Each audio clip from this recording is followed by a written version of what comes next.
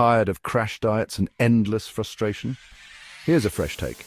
Once upon a time, I was stuck in the cycle of crash diet. The struggle was real and nothing seemed to stick, but then I discovered the magic word balance. Instead of saying goodbye to all my favorite foods, I learned to balance them. Here's my secret sauce. First up, veggies. They're low in calories and high in fiber, keeping you full and satisfied. Next, healthy fats. Avocados, nuts, and olive oil help curb those pesky cravings. Don't forget lean proteins.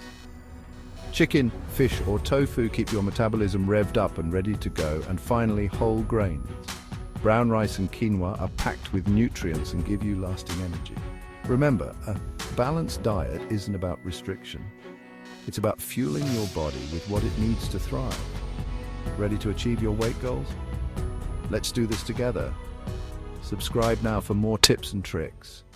You've got this.